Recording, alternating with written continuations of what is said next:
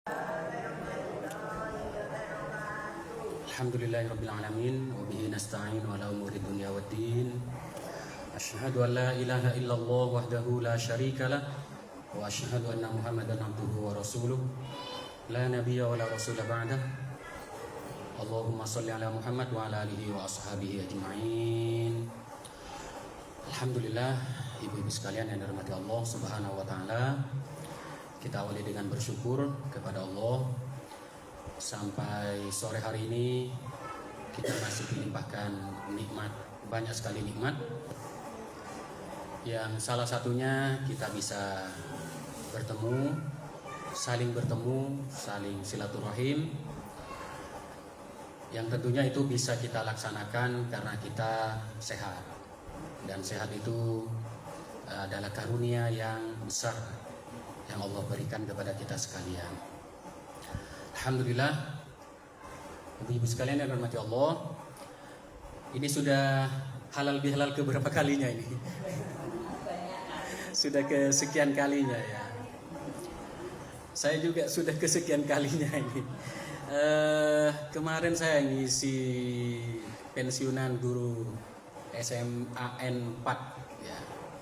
Sebelumnya di Gulun, sebelumnya di RRI. Jadi ya Allah, ini ceramah terus sampai tidak tahu apa yang mau saya ceramahkan. Tapi insya Allah ada satu hal sebelum nanti masuk materi ya. Kita silaturahim itu kalau panjenengan salam-salaman itu kan dalam hadisnya kan dikatakan kalau kita silaturahim, menyambung tali silaturahim itu dipanjangkan usia, diberkahi rizkinya ya. Man sarrahu ayyubasata fi rizkihi wa ayyun sa'a fi atharihi falyasil rahimahu. Barang siapa yang senang, suka dilapangkan rizkinya, kemudian ditangguhkan, atau dalam istilah lainnya yang sering dibahasakan adalah dipanjangkan usianya, falyasil rahimahu, maka hendaklah dia menyambung hubungan silaturahim ya. Lama saya merenung, sebenarnya apanya yang bisa membuat kita berusia panjang? Apanya kira-kira ya? Dan qadarullah, saya dapat inspirasinya atau setidaknya bahasa yang mudah dipahami itu ketika kemarin saya ngisi halal bihalal di pensiunan itu. Nah, itu salah satunya yang saya dapatkan. Apa itu? Ternyata selama ini sudah kita lakukan, hanya saja karena itu sudah menjadi rutinitas dan biasa saja, maka seakan-akan itu tidak berpengaruh. Padahal itu pengaruhnya besar dan luar biasa sekali baiknya. Apa itu? Salaman. Jenengan salam-salaman itu makanya salamannya harus benar. Salaman yang benar itu gimana ya? Istilahnya ini ketemu ini. Jadi masa cuman salaman saja itu bisa menambah panjang usia? Sebenarnya kalau kita bertemu dengan orang yang istilahnya penuh semangat, orangnya full semangat, bergairah, kalau salaman kita kan diguncang-guncang tuh. Kita kan akhirnya tidak enak kalau kita tidak guncang juga. Akhirnya kita ikut bersemangat. Bahasa yang sangat familiar kalau akhir-akhir ini itu yang disebut dengan energi semesta atau vibrasi.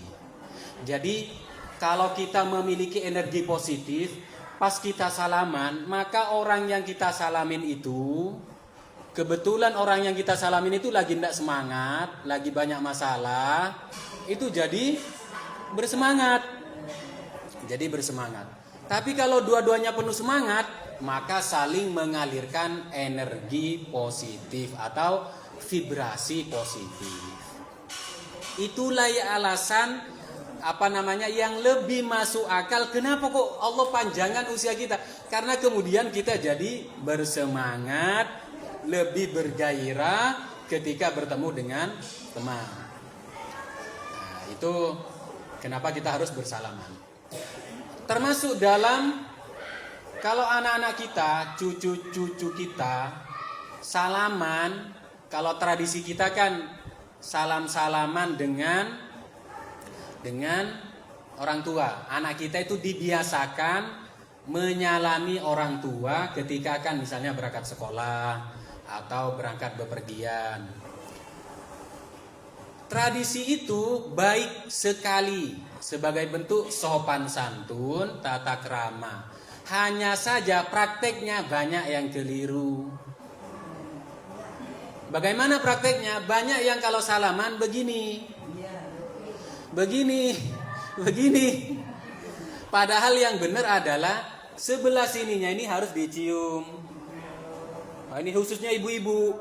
Ibu-ibu itu apalagi kepada seorang anak, kepada anaknya, kalau disalamin anaknya, jangan sampai anaknya itu kalau salaman begini.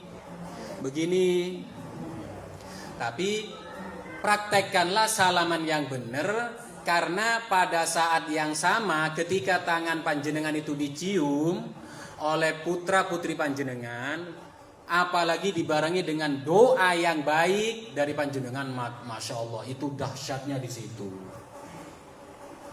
Praktekkan nanti. Jadi kalau putrinya salaman salah, ulangi itu, ya ulangi. Lah kalau anaknya sudah besar, sama. Jadi tetap saja kayak saya kan tetap sebagai seorang anak, ketika bertemu dengan ibu, saya juga harus begini menciumnya. Makanya saya juga menegur istri saya kalau salamannya enggak benar ini ya. Yang benar kalau anak-anak salaman gitu. Makanya tak ajarin. Ya, tak ajarin jangan sampai itu sebagai semacam formalitas, istilahnya asal seorang anak sudah menyalami orang tuanya, tapi di situ ada energi dari seorang bapak, seorang ibu kepada anak-anaknya, putra dan putrinya, apalagi kalau dibarengi dengan doa. Masya Allah, ini dipraktekin nanti ini. Nah, pun demikian juga panjenengan kepada bapak, nah, begitu juga. Nah, salamannya juga seperti itu. Jadi kenapa kalau kita rajin silaturahim itu dipanjangkan usianya, karena ada energi yang positif yang dialirkan kepada kita.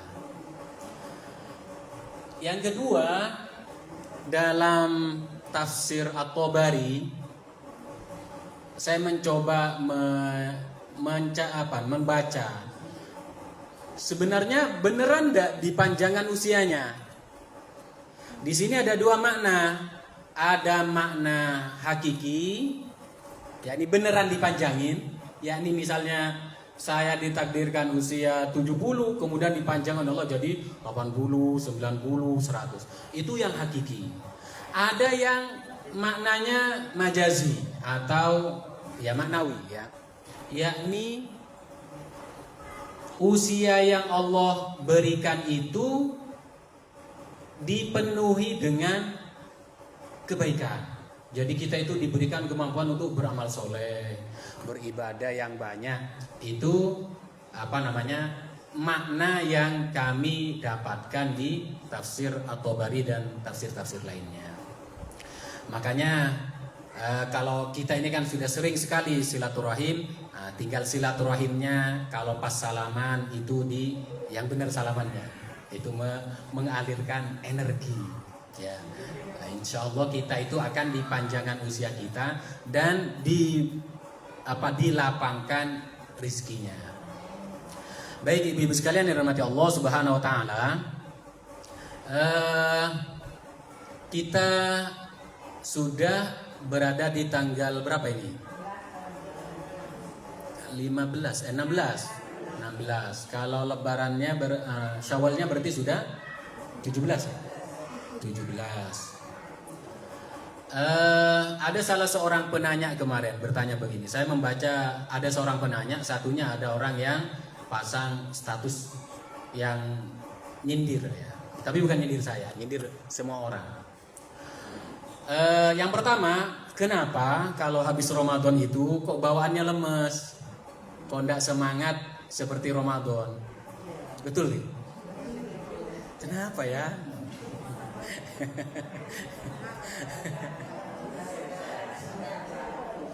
Nah, itu pertanyaan yang ditanyakan ke saya pas saya ngisi di RRI. Kemudian yang kedua, status bibi saya. Nah, bibi saya tuh dalam pandangan saya cukup pinter ya, cukup pinter. Sering debat sama saya, sering debat. Bibi tapi lebih muda, ya. Cuman gilirannya ya tante atau bibi saya. Di statusnya gini, kenapa kamu semangat beribadah di bulan Ramadan, padahal Tuhan yang kamu sembah ketika di bulan Ramadan dengan di luar Ramadan itu sama. Wah, ini kalau dijawab ini ya istilahnya bisa kualat saya, ini bibi saya soalnya. Saudaranya ibu saya. Saudaranya ibu saya. Jadi ibu-ibu sekalian yang dirahmati Allah Subhanahu wa taala, kita sudah memasuki bulan Syawal itu.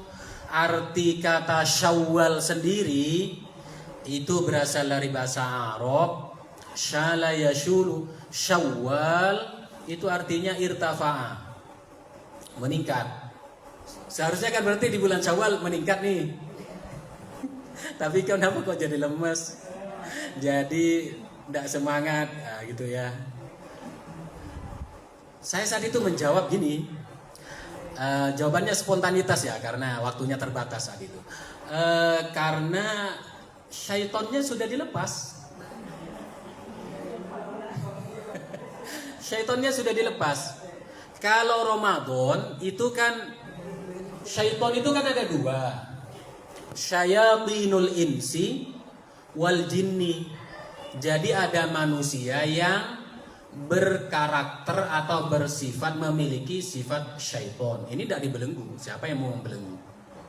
Ada jin yang bersifat syaiton. Syaiton itu sifat. Syaitona. Syaitona itu artinya ba'uda. Makanya artinya syaiton itu selalu menjauhkan. Jadi syaiton itu sifat. Sifat. Dan ada cerita lucunya. Bukan, tapi cerita lucunya ini ada seorang bapak-bapak ditanya, "Siapa nama anakmu?" "Tony." "Dari mana kamu ambil?" "Al-Quran." "A'udzu billahi minasyaitonir." Nah, dia ambil Tony-nya. Panjenengan jangan sampai salah ngambil dari Al-Quran. Ternyata nantinya Tony itu ambilan potongan dari syaiton. Jadi kata syaiton itu sifat. Sehingga sifat itu bisa melekat kepada manusia dan bisa melekat pada jin. Artinya syaiton ba'uda, menjauhkan. Maka ada manusia yang menjauhkan dia dari Allah. Ada juga jin yang menjauhkan manusia dari Allah. Itu kenapa di bulan Ramadan itu semangat, berkurang hambatannya. yakni syayatinul jinninya itu sufidah, dibelenggu. Makanya seperti jalan tol, lebih mudah, lebih bersemangat ya untuk beribadah. Jadi suasananya itu memang berbeda antara ketika di bulan Ramadan dengan ketika di bulan Syawal. Itu alasan yang paling mudah diterima kenapa di bulan Syawal kok jadi loyo, jadi ndak semangat. Itu alasannya. Jadi syaitonnya sekarang sudah dilepas semua. Syayatinul insinya ya memang ndak pernah dibelenggu. Syayatinul jinninya itu sudah dilepas. Terus bagaimana caranya kita menyemangati diri agar kita bersemangat di bulan Syawal ini? Ibu-ibu sekalian yang dirahmati Allah Subhanahu wa taala,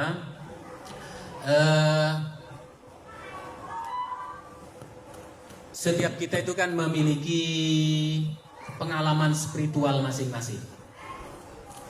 Panjenengan kalau melakukan ibadah ataupun melakukan amal soleh itu kan memiliki pengalaman spiritual masing-masing. Salah satu hal yang saya rasakan sendiri, dan memang saya mencoba untuk mempraktekannya sesering mungkin dan berusaha mengingatnya. Ketika panjenengan baca Al-Quran, perasaan panjenengan itu sudah panjenengan setting atau belum? Sudah ditata atau belum? Maksudnya begini, ketika pas mau baca Al-Quran itu, sebelum membaca Al-Quran, bahkan sebelum membaca Bismillahirrahmanirrahim, itu ditata dulu hati kita, saya seneng sama Al-Quran ini. Maka ketika membacanya itu nanti akan berbeda rasanya ketika kita dalam kondisi lemas, belum menata hati kita dulu. Maka nanti membaca Al-Quran itu ya pakai ataupun tidak enak sama yang lain. Tapi coba ketika membaca Al-Quran itu, saya senang, saya suka baca Al-Quran. Nah, itu beda rasanya. Bahkan ketika panjenengan menghubungkan ini pada semua aspek, baik panjenengan berbuat baik ataupun sholat ataupun melakukan ibadah apapun, ketika panjenengan mulai takbiratul ihram itu, panjenengan itu menata dulu hati, bahagia. Saya senang dengan sholat ini. Maka nanti dampaknya, efeknya itu berbeda sekali kepada diri kita dan kepada aspek-aspek apapun yang ada pada diri kita. Tapi kalau sekedar menjalani rutinitas tanpa men-setting dulu hati kita, kalau settingan ibadahnya insya Allah kita sudah semuanya melakukan. Ya, wudu itu kan sebenarnya pengkondisian untuk kita melakukan ibadah. Ya, pengkondisian ketika kita akan melakukan ibadah. Makanya saya pernah membaca di kitab Minhajul Muslim. Kitab Minhajul Muslim itu yang dikarang oleh Syekh Abu Bakar Al-Jazairi. Jadi sebenarnya ketika kita melakukan toharoh, bersuci, yakni kalau bersuci dari hadas kecil itu adalah bil wudu wa tayammum, dengan wudu dan tayammum. Kalau hadas besar kan bil wusli, dengan mandi wajib atau mandi besar. Di kitab itu dikatakan bahwa sebelum kita melakukan ibadah, kalau kaitannya dengan ibadah, maka yang harus dibersihkan itu sebenarnya dua hal. Bukan hanya aspek zahir, tapi batin juga. Jadi taharatul zahir dan taharatul batin. Nanti bisa dicek di kitab Minhajul Muslim di bab taharah. Taharatul zahir itu sudah sering kita lakukan, yakni wudu itu. Wudu, ya. Tapi mungkin yang lupa, bahkan saya pun juga lupa dan kebanyakan orang lupa, itu adalah taharatul batinnya. Taharatul batin. Walaupun memang ketika kita berangkat ke masjid, ya, itu dalam keterangan yang sering kita dengar, sering kita simak itu diampuni, dihapuskan dosa kita dari setiap satu langkah, dan satu langkahnya mengangkat derajat kita. Jadi itu menata hati. Nah, kan masuk Syawal ini. Bagaimana caranya meningkatkan semangat ini? Nah, itu salah satunya. Menata hati ketika akan melakukan satu. Setting bahagia. Saya mau ke masjid. Saya senang ke masjid. Jadi bukan, kalau males ini. Nah, wudu sudah kita lakukan, bersuci kita lakukan. Sekarang toharatul batinnya. Toharatul batin kalau di kitab itu dikatakan bil istighfar. Beli dengan baca istighfar, bit taubah, bertaubat kepada Allah. Nah, tapi yang teknik cara lainnya adalah dengan meluruskan niat dalam istilah kita itu.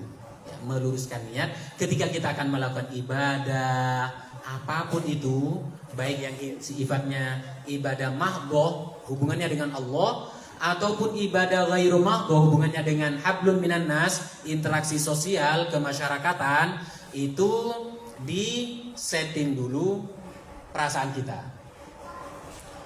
Emang ada panduannya dari Al-Qur'an? Ada.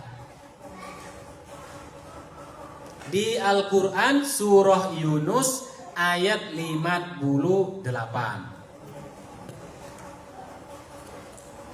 Ayat 58. Biasanya sering disebutkan oleh Ustaz Irfan ini. Masih ingat aku? Surah Yunus ayat 58. Kalau ayat ini masyhur banget. Tapi ya karena saya juga bukan seorang penghafal Al-Quran, panjenengan juga bukan seorang penghafal Al-Quran, hafalnya ya beberapa potong saja. Ya. Ayatnya berbunyi begini: A'udzu billahi minasyaitonir rajim. Qul bi fadlillah wa bi rahmatihi fabidzalika falyafrahu huwa khairum mimma yajma'un. Qul bi fadlillah wa bi rahmatihi fabidzalika falyafrahu huwa khairum mimma yajma'un. Qul, katakanlah Muhammad, bi fadlillah, dengan karunia Allah, wa bi rahmatihi, dan kasih sayang Allah, fa bidzalika, dengan semua itu, falyafrahu, hendaklah mereka, kalau redaksinya sebenarnya hendaklah mereka itu berbahagia. Huwa, itu yakni fadlullah dan rahmah Allah, khairun, lebih baik, mimma, dari apa saja, yajma'un, yang kalian kumpulkan. Tak ulangi artinya. Kul, katakanlah Muhammad, bifadlillah, dengan karunia. Fadlu, karunia, fadlullah, karunia Allah, wa bi rahmatihi, dan dengan kasih sayang atau rahmat Allah, fa bidzalika, dengan semua itu, falyafrahu, hendaklah mereka berbahagia.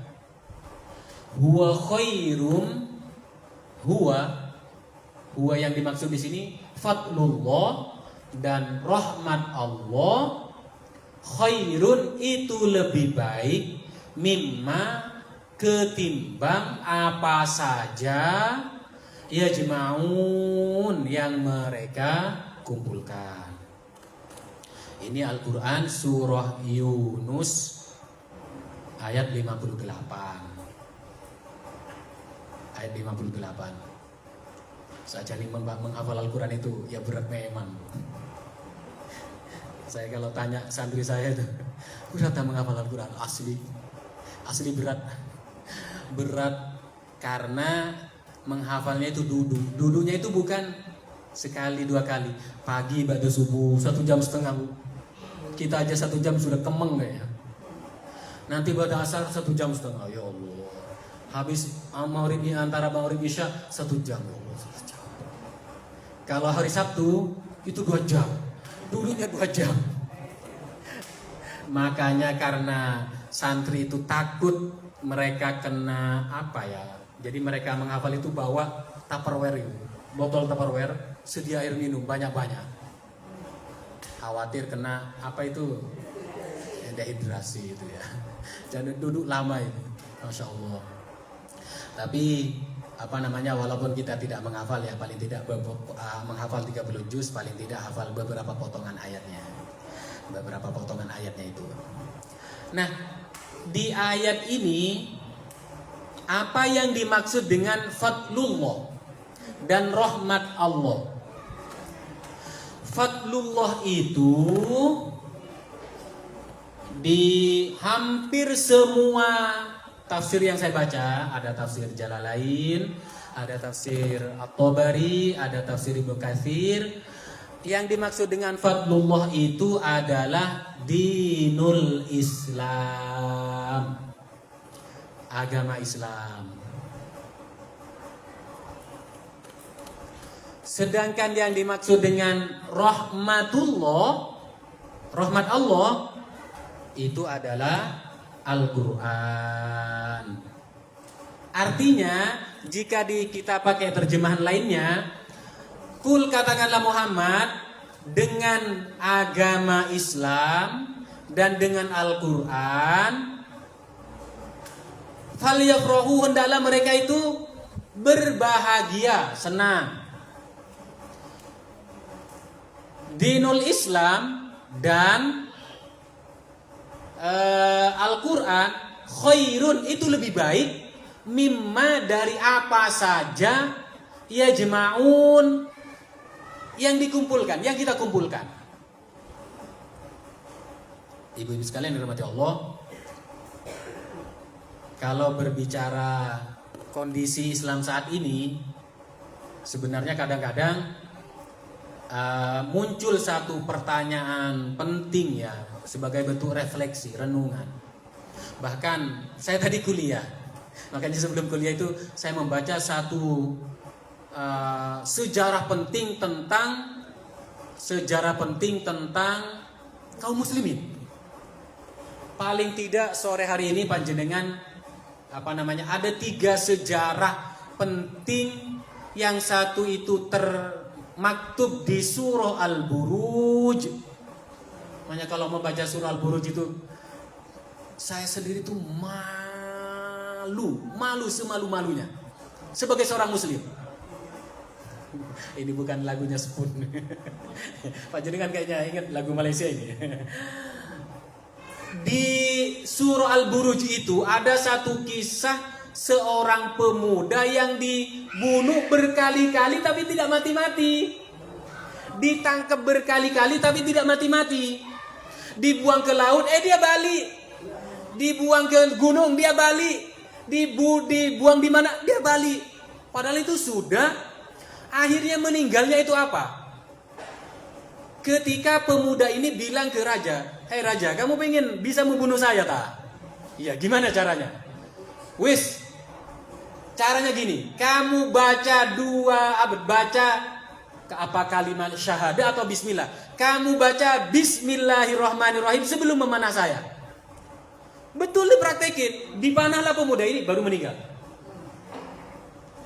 Saat itu semua yang karena raja itu sudah beriman, padahal raja ini mengucapkan itu hanya sekedar agar bisa membunuh pemuda ini. Habis itu apa? Dia langsung semua kaum muslimin dan mukminin dan mukminat. Makanya di ayat itu berbunyi gini, A'udzubillahi minasyaitonirrajim. Innal ladzina fatanul mu'minina wal mu'minati tsumma lam yatubu falahum adzabu jahannam. Ya. Kalau di was-sama'i dzatil buruj wal yaumil maut wasyahidi wa masyhud qutila ashabul ukhdud. Jadi ini tentang kisah ashabul ukhdud. An-nari dzatil waqud idhum 'alaiha qu'ud. Idhum 'alaiha qu'ud. Ketika mereka menyaksikan, jadi ada parit besar di mana orang yang beriman, laki-laki dan perempuan, tua maupun anak-anak, itu semuanya dimasukkan ke parit itu dan dibakar hidup-hidup. Alasannya apa? Satu alasannya, kamu muslim. Ya gimana kalau kayak gini? Yakin tuh masih jadi muslim ini? Yang kedua, terjadi tahun 1992. Wah, kita ini sudah lahir. 1992 sampai 1995, yakni sejarahnya Serbia Herzegovina, pecahannya Yugoslavia, negara Uni Soviet. Banyak sekali wanita muslimah itu diperkosa, dibunuh, yang laki-lakinya dibunuh, yang perempuannya diperkosa. Alasannya satu. Apa alasannya? Satu saja. Karena kamu muslim. Ya Allah ya Rabbi, kan itulah yang membuat. Tentu Allah memberikan ujiannya beda-beda. Kalau kita di Indonesia mungkin ujiannya beda. Ya, dan yang terbaru hari ini adalah saudara kita di Palestina. Masya Allah. Apakah PBB tidak berguna? Emang tidak berguna. Tidak punya kekuatan apa-apa ketika kaum muslimin dan muslimat Bosnia di Bosnia itu dibantai. Tidak bisa ngapa-ngapain. Tidak bisa ngapa-ngapain. Selevel PBB. Pun demikian juga saat ini tidak bisa ngapa-ngapain. Apa yang bisa dilakukan? Tidak bisa. Nah, sehingga yang terjadi saat ini, Masya Allah, kalau lihat videonya kemarin, itulah yang perlu kita renungkan. Makanya paling tidak kita yakin bahwa Islam itu adalah fadlullah, karunia Allah sebagai jalan keselamatan. Adapun kondisi yang kita hadapi saat ini, di negara kita Allah karuniakan ya aman, tentram, damai, sentosa, tentu dengan berbagai macam problematikanya. Ya, kan problematika di Indonesia kan beda-beda. Apa di Indonesia ya? Kita baca sendiri di berita. Ya, apa kondisinya? Kita tahu sendirilah. Panjenengan bisa di googling, di TikTok itu beritanya berseliweran tiap detik, di Google dimanapun itu tiap detik, di semua media sosial itu berseliweran. Kita tahu kondisi bangsa kita. Makanya paling tidak yang kita bisa lakukan apa? Kalau terkait dengan bangsa kita, kalau kita tidak punya ilmu dan power, wewenang yang bisa kita lakukan, dia berdoa, doakan pemimpin yang sekarang itu amanah, ya amanah. Wis itu saja yang bisa kita lakukan. Mau demo, tangkep, selesai. Habis demo ndak pulang, repot lagi. Oh tambah repot itu. Nah, tapi kalau yang memiliki termasuk dengan saudara kita yang saat ini, makanya panjenengan harus tahu juga siapa sebenarnya Yahudi yang ada di Palestina sekarang itu. Siapa sebenarnya itu? Apakah benar-benar Yahudi? Makanya Yahudi yang Israel yang sekarang itu bukan Israel yang disebutkan dalam Al-Quran. Kalau yang dimaksud Bani Israel dalam Al-Quran itu adalah Nabi Yakub. Ya Bani Israel, hei anaknya Nabi Yakub, hei keturunannya Nabi Yakub. Itu yang dimaksud. Keturunannya Nabi Yakub itu ada 12 orang. Makanya kemudian nanti dari 12 orang itu jadilah 12 suku. Salah satu sukunya itu adalah Yehuda itu. Karena salah satu putranya Nabi Yakub itu namanya Yahuda, atau bahasa yang lebih anehnya Yehuda. Nah, di surah Al-Baqarah ketika Nabi Musa memukul batunya itu muncul 12 sumber mata air. Wa idhistasqa Musa liqaumihi faqulna rib bi'asokal hajar. Ketika kaumnya itu minta air, maka Allah berfirman kepada Nabi Musa, idrib, pukullah bi'asokan, dengan tongkatmu itu al-hajar, batu itu. Fanfajarat, maka terpancarlah minhu, dari batu itu, isnata asyrota aina, 12 mata air, sesuai dengan jumlah sukunya Bani Israel. Jadi 12 itu. Lantas siapa yang dimaksud dengan Israel yang ada itu? Jadi Israel yang ada sekarang itu bukan Yahudi, tapi itu Yahudi palsu. Yahudi palsu dalam bahasa ini itu disebut dengan Yahudi Askenazi. Panjenengan nanti bisa nama aslinya Benyamin Netanyahu itu apa Benyamin Netanyahu? Bukan. Itu orang Eropa yang pindah ke negara Israel dan ganti nama. Bukan Yahudi. Kalau yang asli Yahudi, contohnya seperti yang dari Ethiopia. Namanya ada namanya Yahudi Farsafa atau apa itu, Yahudi yang keturunannya Nabi Sulaiman dan Ratu Balkis. Itu masih yang Yahudi asli. Itu masih pandai dan lancar menggunakan dialek atau bahasa Ibrani. Itu benar-benar Yahudi. Tapi di negara Palestina sana mereka mendapatkan perlakuan diskriminatif juga. Nggak bisa donor darah. Kenapa? Karena kulitnya hitam. Kulitnya hitam. Ya, ada juga Yahudi Separdi. Yahudi Separdi itu yang dari Portugal. Ada juga Yahudi yang lain-lainnya itu.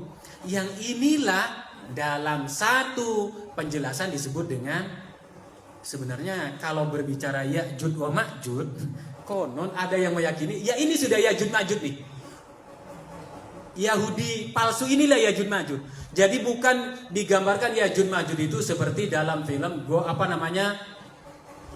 Lord of the Ring. Mukanya menakutkan, tapi Ya'jud Ma'jud itu pakai dasi, keren, ganteng. Kerjanya membunuhi manusia, khususnya kaum muslimin. Masya Allah. Ibu-ibu sekalian hormati Allah Subhanahu wa taala. Jadi Islam, Allah itu sudah mengkaruniakan Islam. Kalau Islam ini memang sudah, ya ujiannya memang seperti ini. Maka kalau kita di Indonesia diuji dengan seperti ini, di saudara kita di belahan dunia yang lainnya, di negara-negara lainnya mendapatkan ujian yang seperti itu, paling tidak lagi-lagi yang kita itu hanya memiliki satu kekuatan, yakni kekuatan doa. Makanya kenapa pentingnya ibadah itu, pentingnya sholat 5 waktu itu, pentingnya kita beramal soleh itu untuk memantaskan diri kita kepada Allah di hadapan Allah, agar Allah itu memberikan energi kepada kita sehingga doa kita itu diterima oleh Allah. Mungkin ada di antara doa kita yang Allah kabulkan ketika kita berdoa meminta pertolongan kepada Allah. Ya Allah, tolonglah saudara kami di Palestina, tolonglah saudara kami di mana gitu. Emang hanya ini ya, karena ya memang kalau mengikuti tentang istilahnya kisah-kisah yang akan terjadi, prediksi-prediksi yang akan terjadi di masa depan itu, ada Al-Malhamah Al-Kubro, perang dunia ketiga atau Armageddon itu, ya nggak tahu apa kita yang masih hidup atau enggak. Ya. Saat ini itu ada namanya Ghazwatul Hindi. Perang, nanti ada satu perang di mana Rasulullah digambarkan dalam hadis itu, Rasulullah itu hadir, yakni memerangi siapa? India. Emang kenapa India? Ya, kita tahu sendiri bagaimana kaum muslimin di sana. Kaum muslimin di sana juga dizolimi juga. Ada satu negara yang saat ini diperebutkan antara Pakistan dan India, itu adalah negara Kashmir. Kashmir itu mayoritas muslim. Bahkan saya baca itu konon surganya bidadari itu ya di Kashmir itu, katanya cantik-cantik katanya. Maksudnya jadi beneran tak. Nah, bahkan di buku yang pernah saya baca itu makamnya Nabi Musa itu ada di sana. Nah, saya pernah baca bukunya itu, betul atau enggak ya saya tidak tahu, saya tidak pernah ke sana. Nah, sehingga ibu-ibu sekalian rahmati Allah Subhanahu wa taala, Allah mengkaruniakan ad-dinul Islam, kemudian Al-Quran, dua karunia besar ini hendaklah kita itu falyafrahu, berbahagialah. senanglah. Maka apa yang mampu kita lakukan sekarang di bulan Syawal ini, kita itu ingin meningkatkan semangat ibadah dalam kondisi yang memang sudah lesu. Itu satu. Kalau salaman, bertemu itu bersemangat. Kita ini kan sudah di training selama Ramadan kemarin, energi kita itu alirkan kepada yang sudah mulai lemes itu. Salaman. Ayo kita bersemangat. Semangat. Ya. Walaupun kondisi suasananya memang beda, sekali lagi beda. Yang kedua, kita men-setting batin kita, jiwa kita ketika kita akan melakukan setiap ibadah yang hubungannya dengan hablun minallah ataupun hablun minannas, itu kita setting bahwa saya senang, saya suka banget melakukan ini. Ya, setting psikologisnya, setting kejiwaannya. Karena nanti rasanya itu berbeda. Samalah dengan panjenengan kalau lagi marahan dengan bapak. Kemudian di depannya ada makanan enak. Jadi enak ada makanannya. Langsung gak selera. Tapi pas lagi bahagia banget, makanan sederhana, kita kan bahagia batinnya. Jadi enak kan? Kondisi batin kita itu berpengaruh sekali, ya. Falyafrahu, maka berbahagialah, ya. Tanpa harus menunggu ada ujian besar dari Allah yang baru kemudian kita baru akan menunggu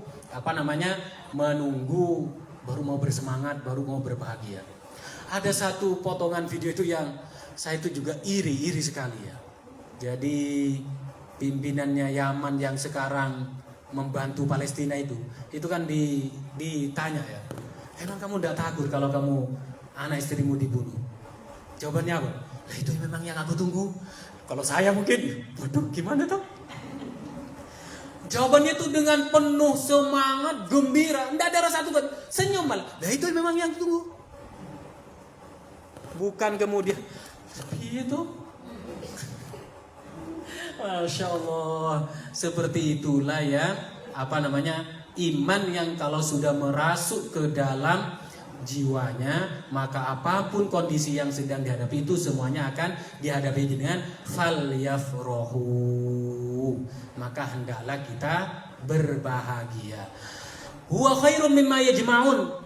Allah itu bukan kemudian mengajak kita itu untuk tidak untuk meninggalkan dunia segalanya, enggak juga. Ketika Allah memberikan perbandingan huwa khairun mimma yajma'un, Allah itu memberikan panduan, petunjuk kepada kita agar fokus kita itu adalah pada dinul Islam dan Al-Quran, bukan pada selain keduanya. Keduanya apakah penting? Penting, tapi fokus utamanya adalah pada dinul Islam dan Al-Quran. Nah, itu ibu-ibu sekalian rahmati Allah Subhanahu wa taala, yang bisa kami sampaikan. Karena di bulan Syawal ini kita itu butuh semangat yang luar biasa untuk kita tetap konsisten, tetap istiqomah beribadah dan beramal soleh. Apakah bisa kita di bulan Syawal ini mengadakan sahur bersama? Ya ora iso. Buka puasa bersama? Ya bukan itunya, tapi mungkin pada ibadah-ibadah yang pokok. Ya, ibadah-ibadah yang pokok. Ya, saya tidak bermaksud untuk membuat Ka'bah tandingan, enggak. Maksudnya gini, masjid ini adalah sumber energi. Sumber energi. Ya tentu masjid-masjid yang lain juga. Makanya ketika kita datang ke masjid itu, itulah pada saat itu kita itu sedang menyerap energi. Salat itu adalah media pertahanan batin yang paling hebat yang Allah berikan kepada kita. Makanya kalau kita lagi stres-stres, datang ke masjid. Sholat maksudnya, bukan kemudian tidur. Saya tak kursi di sana. Saya lagi stres, sholat. Nah, sampai sholat itu memberikan ketenangan, ya ketenangan. Saya 2 hari ini kan sakit, kan panas ini kondisinya, panas. Itu kan saya di malam itu nggak bisa tidur dan akhirnya saya sakit kepala. Saya mencoba mempraktekkan kalau sholat itu lama, tapi bukan dengan yang panjenengan. Saya sholat sunnah.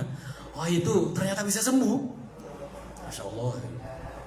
bisa sembuh itu, tapi harus lama. Khususnya sujudnya lama banget. Saya praktekin apa? Membaca subhanallahnya itu sampai 50 kali. Ya dipraktekin aja dulu. Nanti baru para panjenengan nanti akan merasakan. Ternyata betul ya yang Ustaz bilang ini. Kan kalau belum dipraktekin, panjenengan tidak akan merasakan. Praktekin.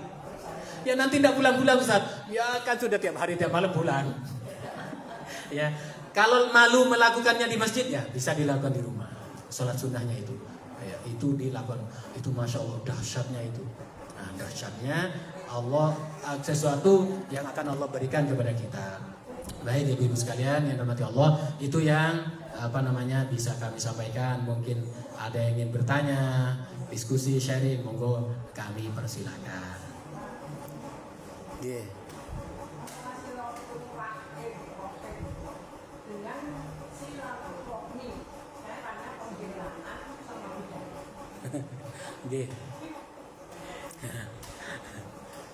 Silaturroh. Saya mulai dari bahasa Arabnya.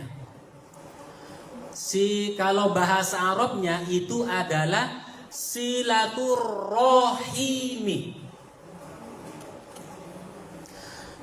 Di Indonesia kan menjadi dua istilah, silaturrohim dan silaturrahmi.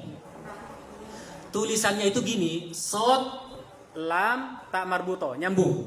Silatu. Itu berasal dari bahasa Arab, wasola yasilu silatun. Di Al-Quran ada ayat yang berbunyi, ayyu sola wa yufsiduna fil ard. Semua ulama tafsir menjelaskan atau menafsirkan ayyu sola itu adalah silaturahim. Silakan panjenengan baca semua tafsir itu. Ya. Jadi di Al-Qur'an itu kan ada di Al-Baqarah itu ada wa yanquduna ma amarallahu bi ayyu shalah, dan mereka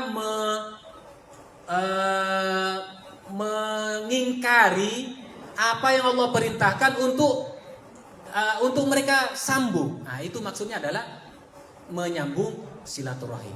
Jadi silatu itu adalah turunan kata dari wasola yasilu silatun. Artinya dalam bahasa Indonesia menyambung. Kemudian ar-rahimi itu tulisannya alif lam ro ha mim, tanpa ada iya setelah haknya. Bukan seperti di bismillahirrahmanirrahim. Kalau dalam bismillahirrahmanirrahim itu itu sudah kata sifat yang artinya penyayang. Sedangkan kepada ar-rahimi itu merujuk pada rahim yang Allah karuniakan kepada panjenengan, ibu-ibu. Jadi panjenengan itu seorang perempuan itu mendapatkan karunia kepercayaan dari Allah, yakni rahim. Makanya syaqaqtu min ismi, Allah itu mengambil dari nama Allah. Nama Allah kan salah satunya Ar-Rahim. Kemudian Allah karuniakan itu kepada seorang perempuan yang disebut dengan rahim. Oleh karena itu sebenarnya konteksnya atau lebih tepatnya silaturahim itu adalah menyambung tali persaudaraan, yakni lebih tepatnya kepada seseorang yang memiliki hubungan darah. Hubungan darah. Sedangkan orang yang memutus hubungan darah, itulah yang menyebabkan salah satu doanya tidak diterima. Makanya ini berat. Bismillah, kalau sudah berseteru dengan saudara kandung ini berat. Kok Ustaz tahu? Iya, saya juga merasakan. Bukan hal sederhana. Kalau sudah lebaran, kemudian kan itu masya Allah. Kalau saya kan anak pertama, cucu paling tua dari jalur ibu. Kata ibu saya paling ganteng.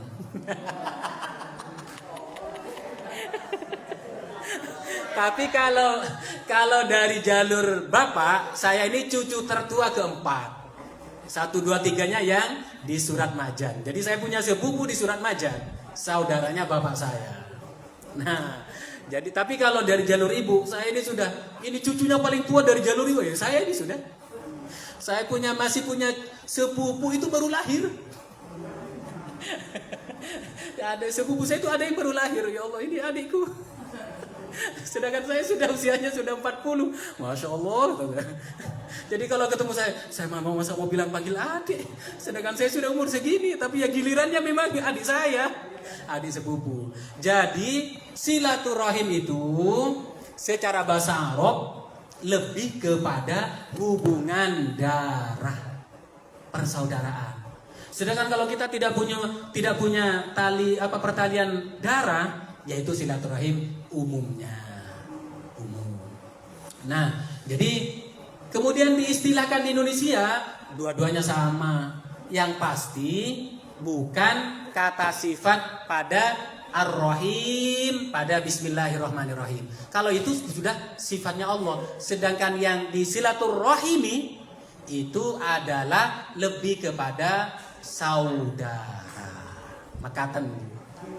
Jadi silakan panjenengan, tinggal nanti yang paling tepatnya mungkin dari sudut pandang bahasa Indonesia, sesuai EYD atau enggak, silaturahim atau silaturahmi. Kalau saya lebih cenderung ke silaturahim, bukan rahmi, karena bahasa Arabnya adalah ar-rahimi, ar-rahimi. Nah, sehingga kalau bagaimana menurunkan ego, itu yang paling berat memang. Ego ketika bertemu saudara, aduh gimana ya ceritanya. Tapi kalau ingin doanya dimakbul ya ini harus, karena yang disebut dengan wasolahu wa qata'tuhu man qata'ahu, orang yang menyambung tali pertalian darah itu, maka Allah juga akan menyambungnya. Sedangkan kalau orang yang memutus hubungan persaudaraan itu, maka Allah juga akan memutusnya. Ini berat ini. Moga kalau masih ada lagi. Oke.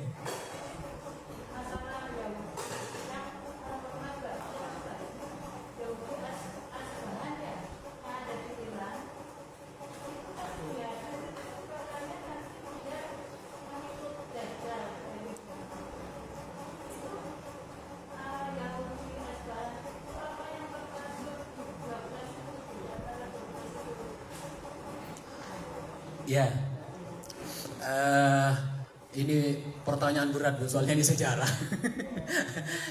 Tapi saya jawab. Jadi Yahudi sebenarnya ini penting juga bagi kita, karena memang terkait dengan waktu ini kita tidak tahu ya, peristiwa-peristiwa esok hari kita tidak tahu semuanya.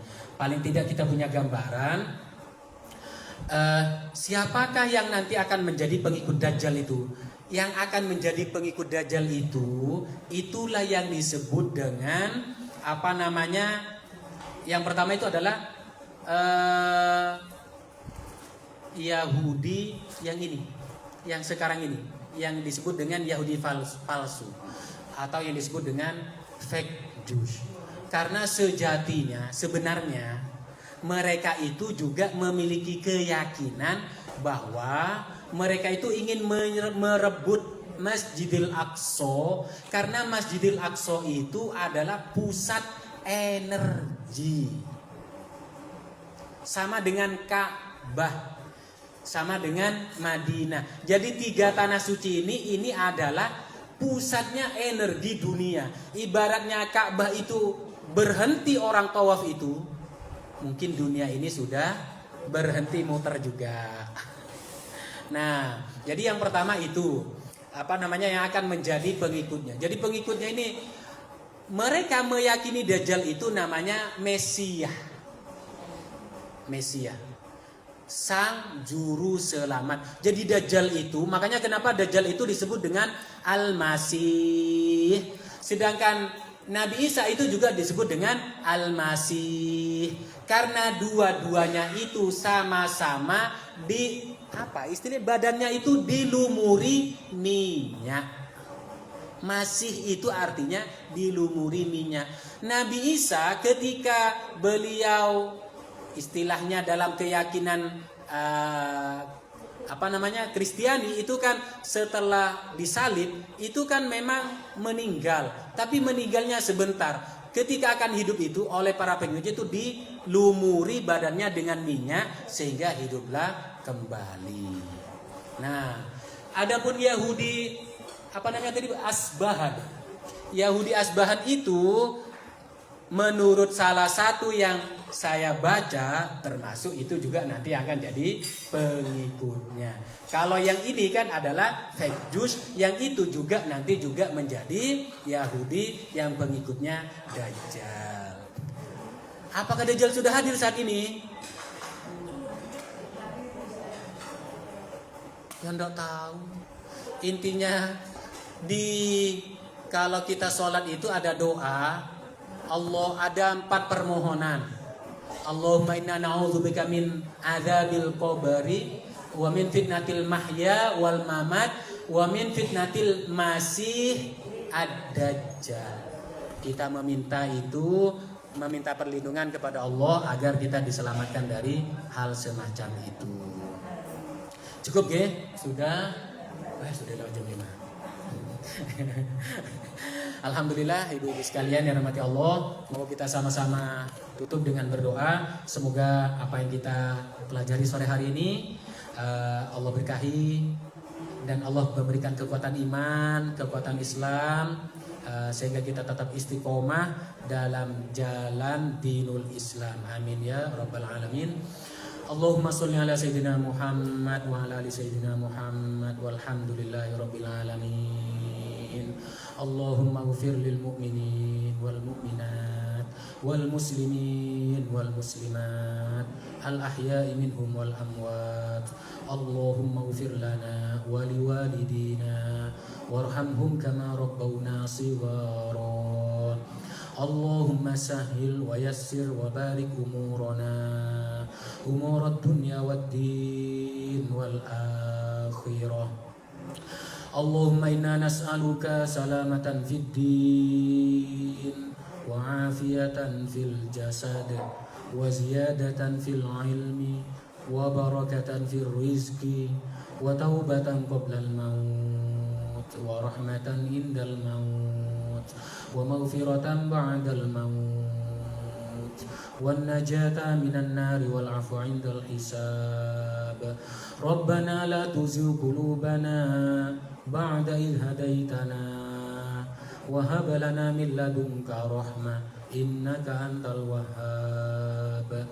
Rabbana atina fid dunya hasanah wa fil akhirati hasanah wa qina adzabannar walhamdulillahi rabbil alamin.